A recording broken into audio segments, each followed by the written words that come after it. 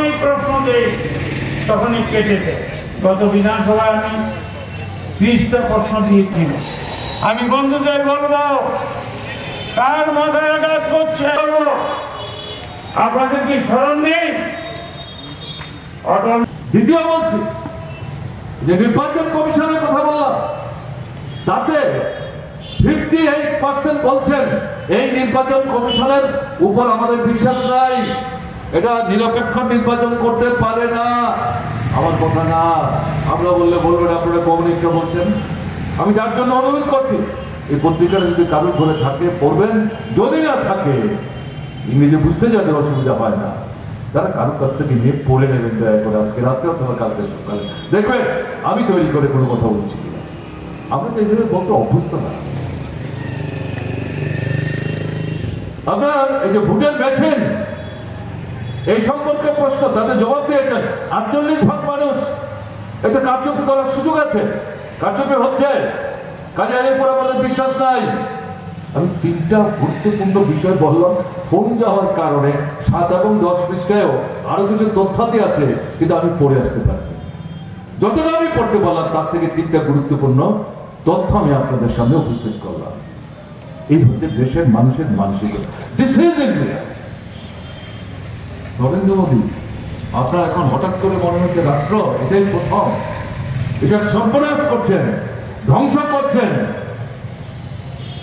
এখানে একদলীয় স্বৈরতান্ত্রিক শাসন কায়েম করার চেষ্টা করছেন বেশিরভাগী দৃষ্টিভঙ্গি নিয়ে।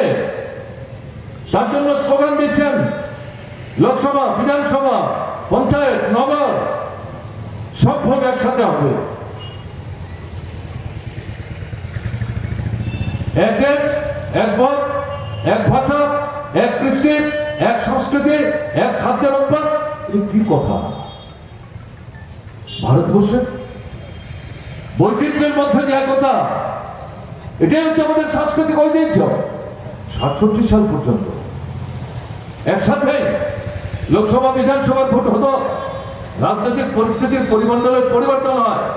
67 সালে এই দেশের 6 থেকে 7টা রাজ্যে কংগ্রেস পরাস্ত হয়, ক্ষমতা থেকে উচ্ছেদ হয়, ভেঙে যায় সরকার, বেরিয়ে যায় কংগ্রেস থেকে, নতুন করে ভোট হয়, ভিন্ন দল সরকারে আসেন।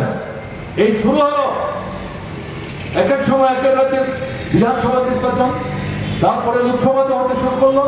আমরা এই যে 18তম লোকসভা নির্বাচন করছি। প্রথম লোকসভা নির্বাচন কখন হয়েছিল? 51-52 সালে।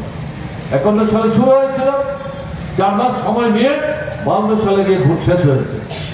52 সালে প্রথম আমাদের লোকসভা গঠিত হয়েছে।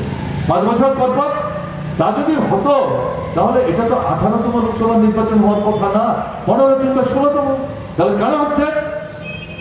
সাধারণ লোকসভা নির্বাচনের মধ্য দিয়ে সরকার তৈরি হয়েছে, কিন্তু 5 বছর চলতে পারছে না, দল ভেঙে গেছে, সরকার ভেঙে গেছে, আবার নতুন করে নির্বাচন করতে হচ্ছে। তার জন্যই আমাদের এই নির্বাচন 15-16 না হয়ে 18তম হচ্ছে।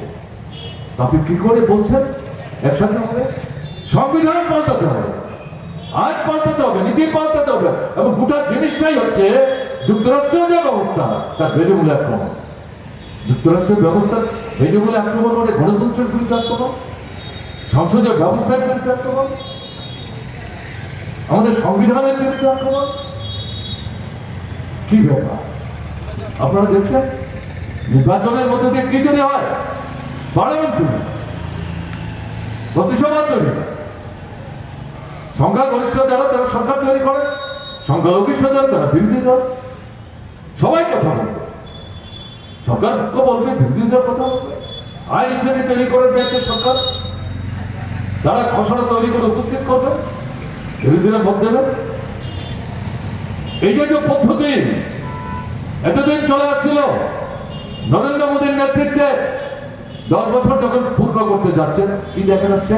লাস্ট এই লোকসভা নির্বাচনের আগে স্বল্প সময়ের জন্য এখানে যে ছোট্ট বাজেট অধিবেশন হলো, তার আগের যে অধিবেশন, লোকসভা, রাজ্যসভা 146 জনের দিকে বিরোধী দল সাসপেন্ড করে বের করে দিয়ে একটার পর একটা কালো আইন তৈরি করেছে।